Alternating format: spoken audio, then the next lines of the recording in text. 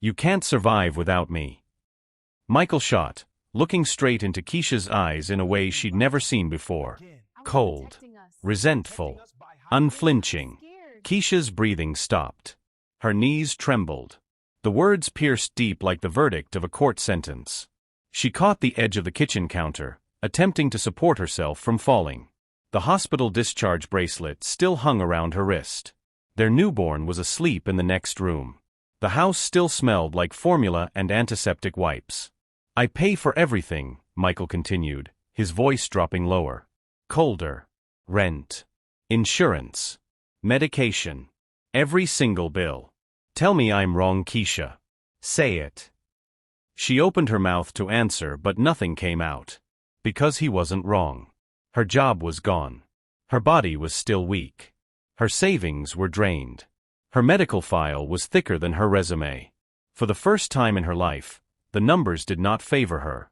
He exhaled and turned away, but the gesture somehow cut more than his words.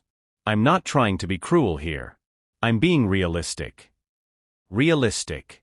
That word hurt more than anger would have. But she didn't cry. She didn't have strength to argue or defend herself. Something inside her went quiet and cold. Because once upon a time, this same man had said the exact opposite. At 17, under cheap prom lights and a rented tuxedo that smelled faintly of mothballs, Michael had whispered, "One day I'm marrying you." Keisha had always believed in numbers, patterns, probabilities. She did not believe in fairy tales. But she believed in Michael. They met in Mr. Harrison's calculus class, junior year. Keisha sat in the front row with 3 sharpened pencils and a scientific calculator. Michael sat 2 rows back, copying homework 5 minutes before class started. He noticed her first. "Hey, math girl," he'd said one morning, sliding into the seat beside her. "What's the derivative of your phone number?" She'd looked at him with the kind of flat expression that had silenced countless boys before him. "A constant. Which means the rate of change is 0. Like your chances." He'd laughed hard. And somehow, that was the beginning. He started asking real questions. Not about homework. About her. "Why finance?" he asked one afternoon in the library. "Control," she answered simply. "Numbers don't lie. They don't change their minds. If you understand them, you can predict outcomes." That sounds lonely. That sounds safe. He studied her for a moment. "What if I told you some things are worth the risk?" By senior year, everyone at Lincoln High assumed they were permanent. Keisha edited his college essays. Michael convinced her to skip class for the first time in her life to watch the sunrise from the bleachers. He didn't just dream big. He convinced her to dream bigger. "You're going to run a company someday," he told her the night before graduation, sprawled on her parents' porch. "You're delusional." "I'm invested." He turned to face her. "You see patterns in chaos. That's rare. Don't waste it on being careful." She remembered that. Years later, she would remember that. 6 years after that prom night, college had brought distance but not separation. Keisha went to Northwestern for economics. Michael stayed in-state for computer science. They called every night. Visited every month. Survived on late-night video calls and shared spreadsheets tracking their future. At 23, under the Chicago skyline painted in orange and purple, he proposed with a ring he'd saved 6 months for. "I know it's early," he said, kneeling in Millennium Park with shaking hands and certainty in his eyes. "But I've known since calculus class. You're it for me." She said yes before he finished the sentence. 4 years into their marriage, their first apartment in Chicago wasn't large, but it was full of plans. Sunday pancakes became sacred. They maintained shared spreadsheets for everything: grocery lists, savings goals, potential baby names. Late-night conversations stretched into dawn, mapping out promotions, investments, international travel. 2 kids, Keisha said. Statistically optimal for attention distribution. 3, Michael countered. Statistically optimal for chaos and laughter. They compromised at 2.5, whatever that meant. Keisha joined Stonebridge Capital as a junior financial analyst. Her instinct for risk assessment caught attention quickly. Within 3 years, she was leading portfolio restructuring for mid-cap companies. She loved the precision of it. The satisfaction of seeing her projections materialize exactly as calculated. Michael climbed steadily through TechBridge Consulting, managing implementations for corporate clients. He was good with people in ways Keisha wasn't. He could read a room, shift a mood, convince skeptics. Together, they were building something solid. At 27, Keisha took a pregnancy test in their bathroom on a Tuesday morning. 2 lines. She stared at it for 3 minutes, recalculating probabilities she'd already calculated 100 times. Then she walked into the kitchen where Michael was burning toast and told him. He dropped the spatula. Then he dropped to his knees. Then he cried. He held her face with both hands and said, "I'm going to protect you. Always." She believed him. The labor lasted 18 hours. Keisha had prepared for this. She'd read 7 books, taken the classes, practiced breathing techniques. She'd made a birth plan with bullet points and contingencies. But sadly, none of it mattered. By the 12th hour of labor, progress stalled. By the 15th hour, she developed heart rate irregularities. The doctor's expression changed by the 17th hour. Alarms followed as the doctor moved fast. Words like pressure drop and hemorrhage floated above her like threats. Bright lights. Urgent voices. Someone saying, "We need to move now." Emergency surgery. When Keisha woke up, the first sound she heard wasn't her newborn son. It was a machine. A steady mechanical beep that reminded her she was still alive. The second sound was Michael's voice, cracking. "You're okay. You're okay." But she wasn't. The doctor explained carefully, using words like severe postpartum hemorrhage, organ stress, extended recovery period. Her body had nearly shut down. Recovery would take time. Possibly a long time. Noah was perfect. 7 pounds, dark hair, Michael's nose. But Keisha couldn't hold him without shaking. Couldn't walk to the bathroom without assistance. Couldn't return to being the person she'd been before that delivery room. Her body refused to cooperate. Chronic weakness that made grocery shopping feel like mountain climbing. Medication that dulled the edges of everything. Endless follow-up appointments at the hospital every 2 weeks, monitoring organ function that refused to stabilize. Michael tried in the beginning. He sat beside her during appointments, his hand warm around hers. He brought flowers every Friday, even the cheap gas station ones. He held baby Noah while she rested, singing off-key lullabies. But sympathy fades when exhaustion grows. Medical bills arrived in thick envelopes. Insurance covered 70%, which sounded generous until you saw the numbers. Specialists weren't cheap. Neither were the medications keeping Keisha functional. The copays stacked up like accusations. Keisha's return to work kept getting postponed. 6 weeks became 3 months, then became 6 months. At month 10, she sat alone in their apartment, Noah sleeping in his crib, and opened the email from Stonebridge Capital's HR department. "We value your contributions. Management has had to take a difficult decision and your position has been filled. Best wishes for recovery." She stared at the screen for a long time, watching the cursor blink in the silence. The email sat there, polite and devastating. Her identity felt quietly erased. That night, Michael studied the budget with a different expression. "Another appointment?" he asked, staring at the calendar on his laptop. "Yes. Thursday at 2. They need to adjust the medication again." He exhaled through his teeth, a sound she was learning to recognize. "Keisha, this is draining everything." "My body almost shut down," she said softly, holding Noah against her chest. "And I'm trying to keep ours from doing the same." He gestured at the spreadsheet. "We're bleeding money. Your insurance is about to run out. I'm carrying all of this alone." "I didn't choose this," Keisha said weakly. "Neither did I." The sentence hung between them like smoke. It wasn't shouting. It was worse. It was resentment taking shape, becoming real, moving in. Her sister Ava flew in from Toronto 3 weeks later. Keisha had tried to say she didn't need help. Ava had ignored her. "You sound like you're drowning," Ava had said on the phone. "I'm coming." She left her nursing position without hesitation.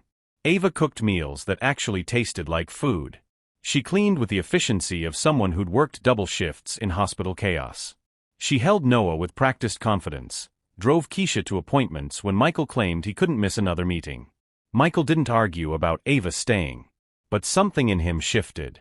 He began coming home later. Then much later. New cologne. Long showers. His phone always face down on surfaces. Texts that made him smile in ways Keisha couldn't remember him smiling at her. She noticed. But she was too tired to fight about suspicions. One Tuesday afternoon, Keisha came home early from a lab test. The results had come back faster than expected. Ava was out with Noah at the park. The house was quiet except for a low murmur in the kitchen. She stopped when she heard him laugh. Not the polite laugh he gave colleagues. Not the exhausted laugh he gave her lately. A softer one. Intimate. Unguarded. She moved closer without thinking, her hand against the doorframe. No, she's too dependent, Michael was saying, his voice low and certain. She won't leave. She can't. Not in her condition. Keisha felt the air thin around her. She wouldn't survive without me. The words did not sound frustrated. They sounded certain. Comfortable. Like a fact he'd accepted and now leveraged. She stepped into the kitchen. Without you. Michael turned sharply. The call ended with a quick tap. What are you doing home? This is my home. His jaw tightened. You're spying on me now? I heard you talking. Just tell me the truth, Michael. The truth. He set his phone down carefully. The truth is I'm exhausted, Keisha. I'm carrying everything. The bills, the job, the house, all of it. While I what? Recover from nearly dying. While you take your time doing it. His voice rose, then dropped again, controlled. Cold. You didn't choose to get sick. But I'm the one living with it. I'm the one whose life got put on hold. I didn't choose this. You didn't choose it, but I'm the one paying for it. His voice dropped lower, colder now. You are nothing without me. She felt the sentence move through her like cold water, spreading to every nerve. No job. No strength. No income. I am your lifeline, Keisha. Do you understand that? He stepped closer, not quite touching her, his presence filling the space between them. And without me? You drown. Keisha stood very still. She did not cry. She did not argue. She simply absorbed the words, filed them away somewhere deep. That night he slept in the guest room. Within weeks, he stopped coming to appointments entirely. Then he stopped coming home most nights. Keisha stopped asking where he was. Something inside her had grown quiet. The hospital smelled like disinfectant and burnt coffee, a combination Keisha had come to associate with survival. She sat in the waiting room on a Thursday afternoon, Noah asleep in his stroller beside her, when she noticed the elderly woman in the corner struggling to breathe. People looked. Several people looked. No one moved. Keisha stood up. The world tilted slightly, but she steadied herself. She knelt slowly beside the woman, ignoring the protest in her legs. Ma'am, stay with me. Look at me. The woman's hand clutched hers with surprising strength. Her breathing was shallow, panicked, her eyes wide with fear. Keisha raised her voice. I need help here. Someone help. Nurses rushed in. Oxygen masks followed. Quick instructions. Practiced movements. But through all of it, Keisha did not let go of the woman's hand. Not until the breathing steadied and color returned to her face. The woman squeezed back. A nurse smiled at Keisha and said, Your grandmother is strong. Keisha managed a small smile. She's not my grandmother. The woman studied her carefully once she could speak, pulling the oxygen mask aside slightly. My name is Margaret Whitmore. The name landed immediately. Keisha felt recognition click into place. Whitmore Global Investments. A financial empire built on shrewd instincts and bold moves. Margaret Whitmore was a legend in investment circles. Keisha had studied her strategies at Northwestern. Margaret watched recognition settle in Keisha's eyes. Yes, she said calmly. That Whitmore. Over the next weeks, their appointments often overlapped. The second time Keisha saw Margaret in the waiting room, the older woman was reading The Economist with a pen, annotating margins. Keisha recognized the habit. She did the same thing. Most people read that on their phones now, Keisha said. Margaret looked up. Most people don't retain what they read. She gestured to the empty seat beside her. Sit. Tell me what's wrong with this analysis of the Fed's policy. Their conversations deepened. They talked about markets, legacy, ethics, power. Margaret listened without interrupting.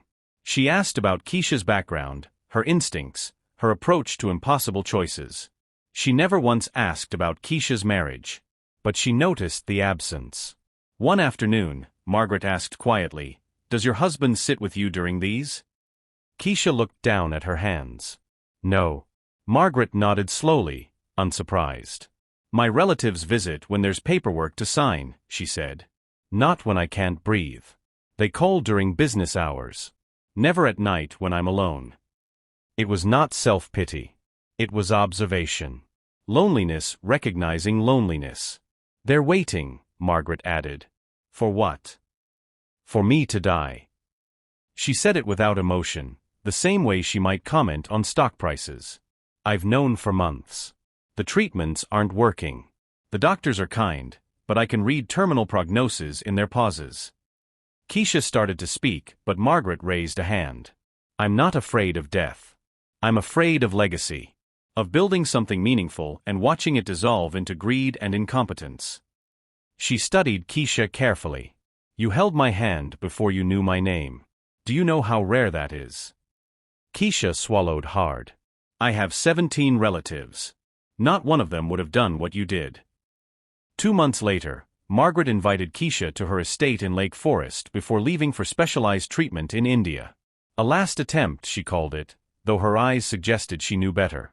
The Whitmore estate sat on 12 acres. The house was enormous. Immaculate. Cold despite the expensive heating.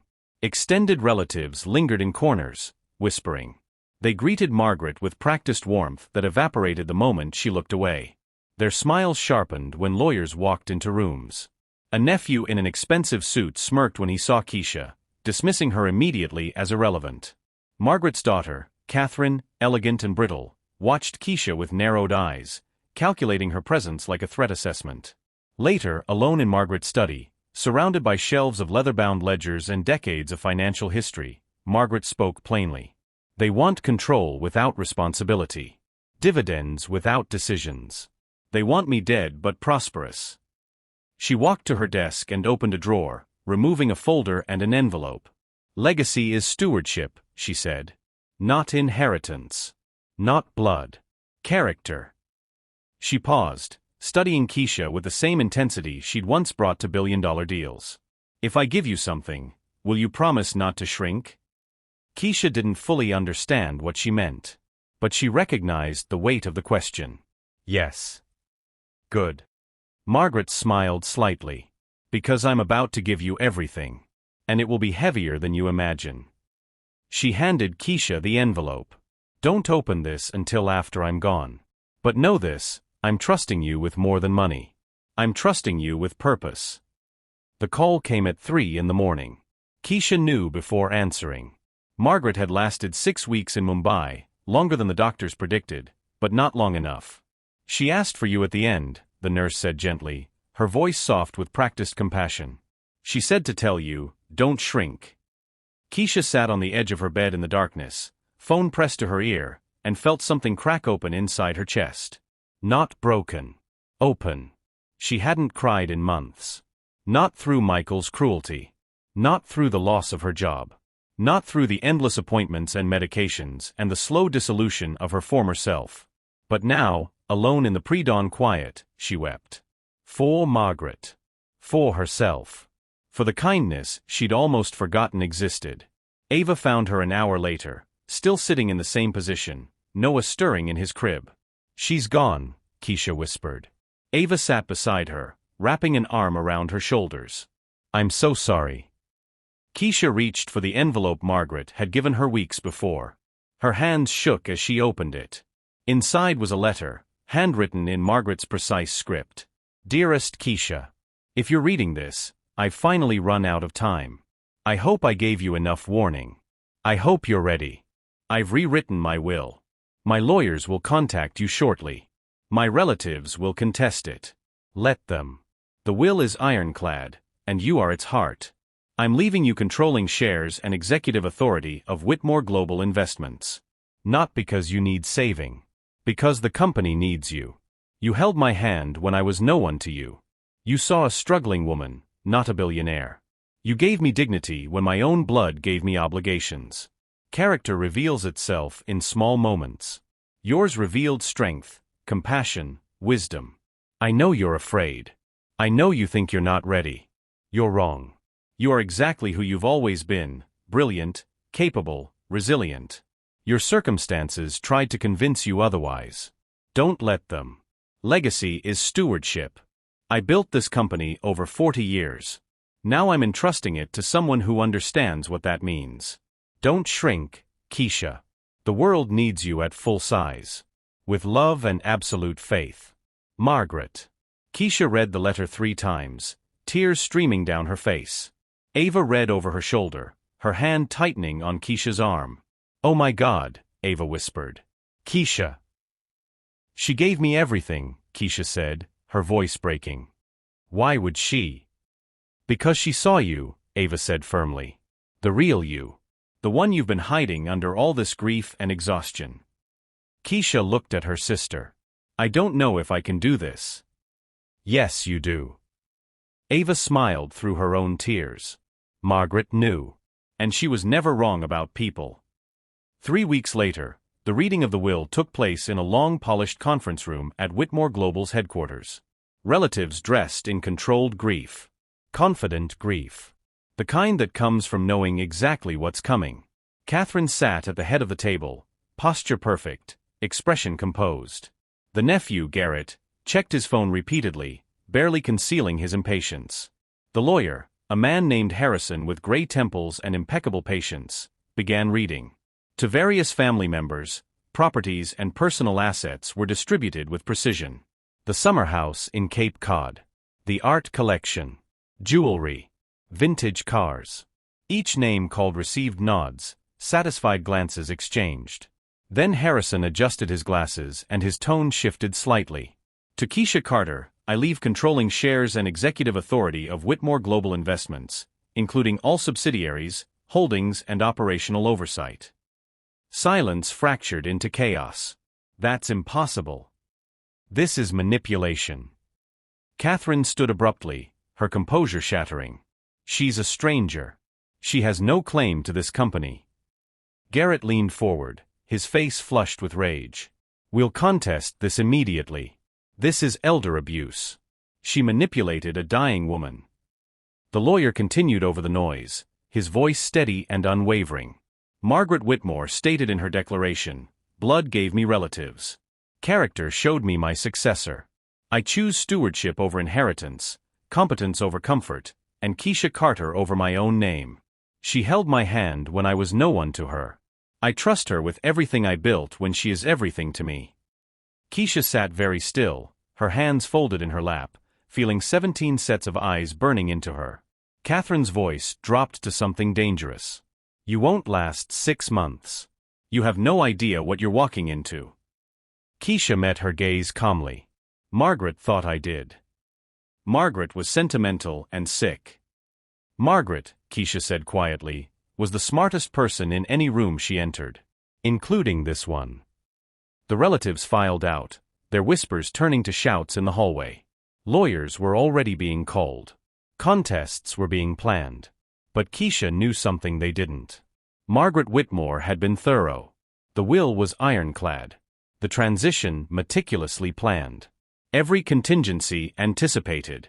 Harrison approached her after the room cleared. Mrs. Whitmore left additional instructions, he said, handing her a folder. Transition plans, key contacts, personal notes on board members. She prepared you for this, even if you didn't know it. Keisha took the folder, feeling its weight. She also left this. He handed her a small box. Inside was Margaret's reading glasses and a note, for seeing clearly. Ava was waiting outside the building when Keisha emerged. She took one look at her sister's face and pulled her into a tight embrace. You okay? I think so, Keisha said. I think I'm going to be okay. Ava pulled back, smiling. Margaret knew what she was doing. They're going to fight me every step. Let them. Ava's expression turned fierce. You've survived worse than spoiled rich people with lawyers. You've survived Michael. You've survived almost dying.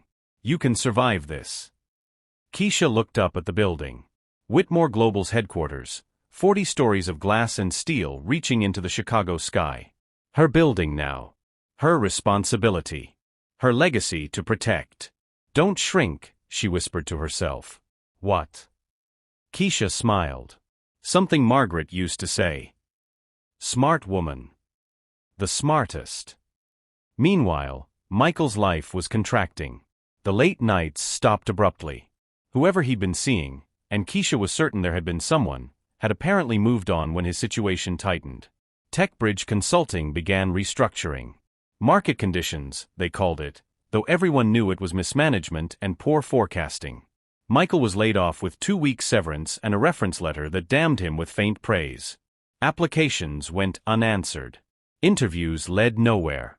His confidence, always his greatest asset, began eroding. Loans piled up. Credit cards maxed out attempting to maintain appearances. Personal loans extended recklessly, desperately. One of the largest loans came from Whitmore Global Investments. He never noticed the CEO name on the approval documents. Just saw the interest rate, competitive enough, and signed. Months passed. The debt grew. The pressure mounted. Until the day he walked into Whitmore Global's headquarters to request debt restructuring, wearing his last good suit, practicing his pitch in his head. He approached the reception desk in the marble lobby, trying to project confidence he didn't feel. Michael Carter. I have an appointment with the restructuring department. The receptionist smiled politely. Of course, Mr. Carter. Take the elevator to the 40th floor. Executive offices. Something in her tone made him pause. Executive offices? I thought this was a standard restructuring. The CEO handles all major accounts personally, she said smoothly. Top floor. They're expecting you. The elevator ride felt endless. 40 floors of doubt climbing his spine. When the doors opened, he stepped into a hallway lined with photographs. Margaret Whitmore shaking hands with presidents, prime ministers, titans of industry. Awards. Achievements. Legacy. He walked slowly toward the corner office, each step heavier than the last. The name placard beside the door stopped him cold. Keisha Carter. Chief Executive Officer. His hand froze on the doorknob. For a long moment, he couldn't breathe. Couldn't think. Couldn't process what he was seeing. Then he heard her voice from inside. Come in, Michael. He opened the door. Keisha stood behind Margaret's former desk, backlit by floor-to-ceiling windows overlooking the city. She wore a charcoal suit that probably cost more than his car payment. Her hair was styled professionally. She looked healthier than he remembered. Stronger. Present. She did not stand to greet him. Keisha. Yes. He swallowed, his rehearsed pitch dissolving in his throat. I didn't know. No, she said calmly, sitting down. You didn't. He tried to gather himself, to find the charm that used to work. I need more time. The debt. I can't repay that amount immediately. I'm currently between positions and... She opened a folder on her desk, studied it briefly, then looked up. You owe Whitmore Global $487,000, including compounding interest at 8.5% annually. The balance is now due in full. His face drained of color. I don't have that. I know. She leaned back in her chair. Which is why you'll work here. Starting Monday. Junior analyst position. Salary sufficient to cover your debt repayment at $4,000 monthly over the next 10 years, plus living expenses. Benefits included. You're serious? Completely. You'll work in portfolio analysis under Director Raj. You'll report bi-weekly on progress. You'll repay every dollar. And if you perform adequately, your credit rating might survive. He stared at her, searching for anger, for vindictiveness, for anything resembling the woman he'd left broken in their kitchen. He found only cool professionalism. And if I refuse? Then I'll pursue legal collection. Garnish wages wherever you find employment. File liens. Destroy your credit for the next 15 years. The choice is yours, Michael. But choose quickly. This offer expires when you leave this office. The silence stretched between them. Finally, he nodded. I'll take the position. Good. HR will contact you with onboarding details. You're dismissed. He turned to leave, then stopped at the door. How did this happen? How did you survive without you? Keisha finished softly. Turns out I didn't need you as much as you thought I did. He left without another word. Months passed.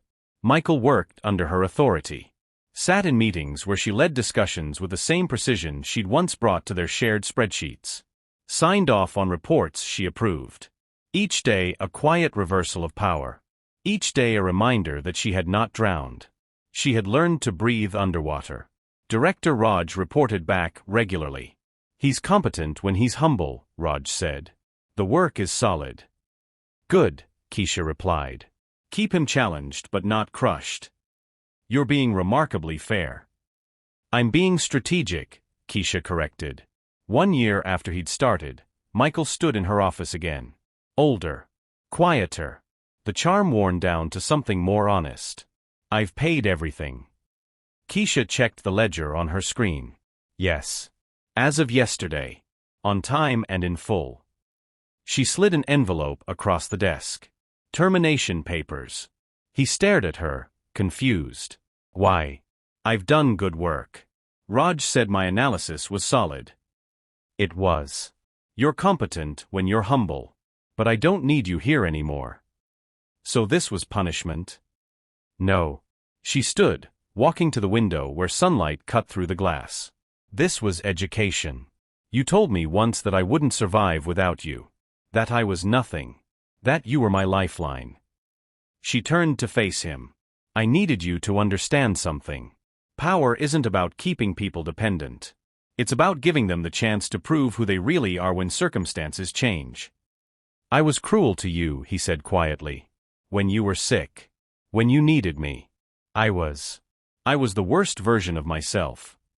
Yes. You were. I'm sorry. I know. And surprisingly, she meant it. But sorry doesn't obligate me to keep you close. You've repaid your debt. Financially and, I think, personally. But we're done, Michael. Completely. Can I ask one thing?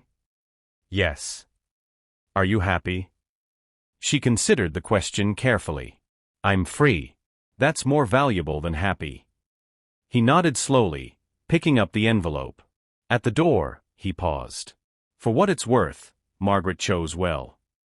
After he left, Keisha stood by the window overlooking the city. Her phone buzzed with a message from Ava. Noah said he wants to be a CEO like his mom. I told him the position might already be filled. He said he'd make his own company then. That's your kid. Keisha allowed herself a small smile.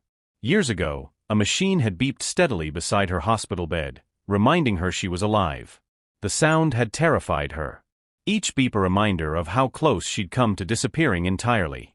Now she understood something else. The most dangerous lie a person can believe is that someone else is their lifeline. That their survival depends on another person's presence, approval, or mercy. Because sometimes, losing them is exactly how you learn to breathe. How you remember that you were whole before they arrived. That you'll be whole after they leave. Keisha stood to leave. Behind her, Margaret Whitmore's portrait watched from the wall. In the painting, Margaret was smiling slightly, the way she had that day in the hospital when Keisha had held her hand. Legacy is stewardship, Keisha whispered to the empty office. Thank you for teaching me that. Then she walked out, leaving the door open behind her.